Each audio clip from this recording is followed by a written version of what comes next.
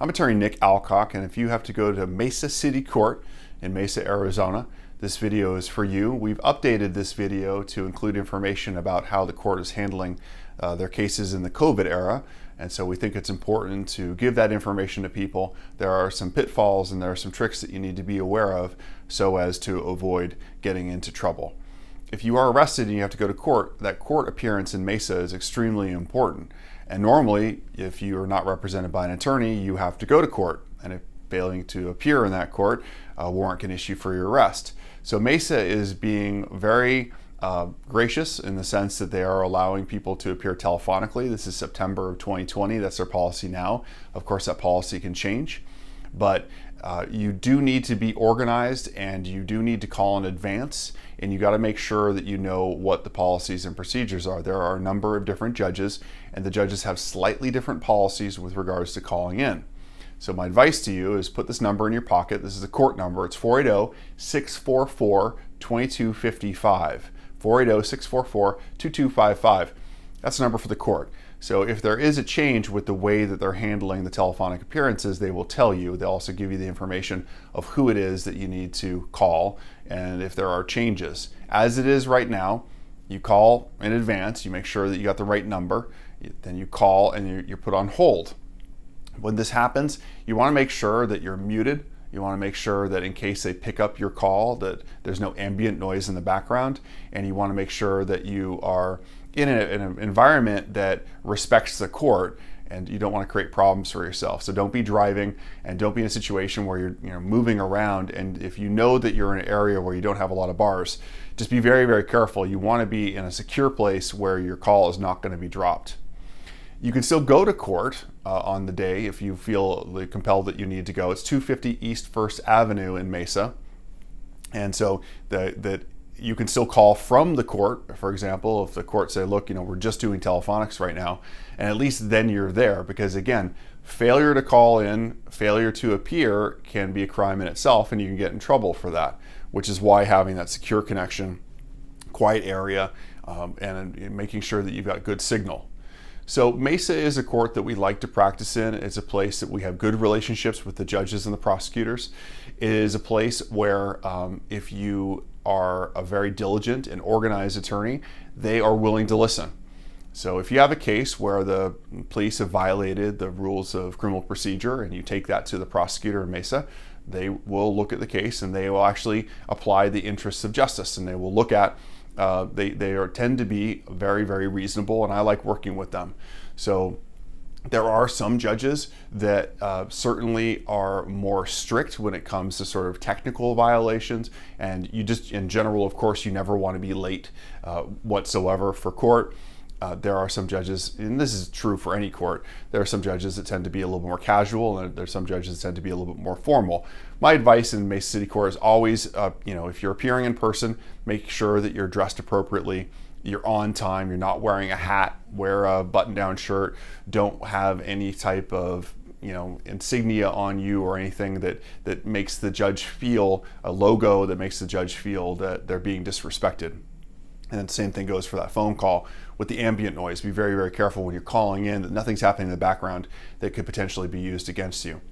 Misdemeanors in the Mesa City Court typically last about 6 months, maybe a little bit less, maybe a little bit more. And the name of the game is the first appearance, initial appearance, you enter a plea of not guilty. They can scare you at that hearing because they can tell you, look, if you're charged with a class 1 misdemeanor, you're facing up to 6 months in jail.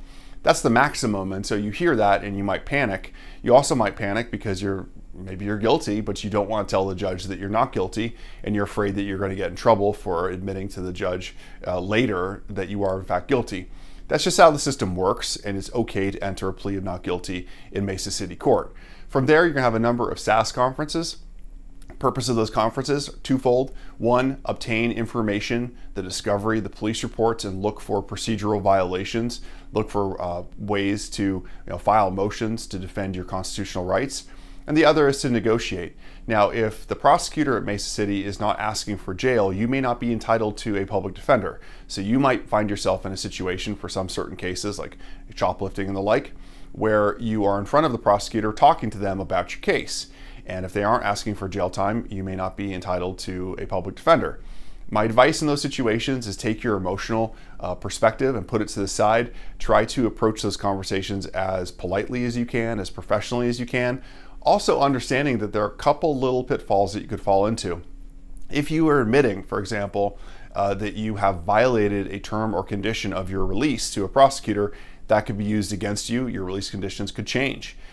You have to be very, very careful about making an admission to a prosecutor because, of course, the prosecutor, they may, and this is an aspect of Mesa City Court, they're nice people.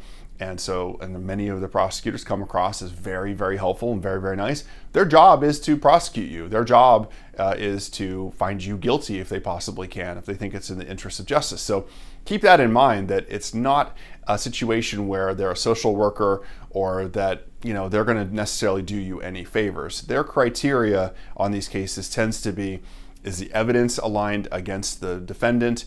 Are there any, what are the aggravating circumstances? Has this person been in trouble before? And how strong is that evidence against this person? So those are the things that the prosecutor's really moved by, and that's what they're thinking about. So be careful in speaking with the prosecutor. I always urge people that please, before you speak with a prosecutor, you can always speak with a criminal defense attorney. There are many criminal defense attorneys in the Valley that offer free consultations. We're one of those law firms, and you really lose nothing by having a conversation. There are some instances where people are charged and they're undercharged, meaning that they could face felony prosecution. Maybe there's something about the case that the prosecutor doesn't know. Maybe, for example, there are multiple prior DUI convictions in the past that would convert what otherwise would be a misdemeanor and convert it into a felony. There are shoplifting cases because of prior convictions of shoplifting should be charged as a felony. And there are things that you need to know before you go into court. Because of the volume of cases going through Mesa City, you got to keep in mind that they're not going to research your case that much necessarily before you walk in or before your case is called. But there are instances, and I've seen this happen in court, where a prosecutor will be looking at a file, the case is called, they're looking at it for the first time, and then they realize, oh my goodness, this case should have been charged as a felony. The other side is that, of course, there are some cases where they shouldn't have been charged at all. And the prosecutor may not know that. They may not have looked at it. And so both sides of the coin definitely should be taken into consideration and looked at before that first court appearance. And I always tell people that court appearances are a little bit like, a court case is a little bit like concrete. At the very beginning of the case, when the concrete's wet, you can move it around. Towards the end of the case, people's ideas become more entrenched, more hardened, and it's harder to change minds. But if you are doing the right thing at the very beginning of a case, you can affect outcome. And there are some instances where, for sure, we've taken advantage of that notion, and we walk in and we can show a prosecutor, look, this is what happened in this case. This is why my client is not guilty. This is why you should dismiss the case. Much easier to have that conversation on day one rather than on day 180, because then they have some amount of investment in the case. So the number for Mesa City, again, is 480-644-2255. And if you have any questions for us, we offer a free consultation. Like I said, 602-989-5000 is our number. We are in that court all the time. It is our pleasure to be in that court. We enjoy it. We enjoy defending people, and our job is to zealously represent them, do everything we can to make the case go away if at all possible, or make it so that it doesn't affect your life in a significant way. If you have any questions about your charges, when you call, take a picture of your charges and have that ready to text to us, because we can also do a consultation right over the phone. And you can just shoot that picture over to us, and we'll know exactly what it is that we're looking at. So again, thank you so much for watching. I wish you the best of luck, and hopefully the COVID situation will change soon. Stay safe, and I appreciate it. Thanks so much for watching.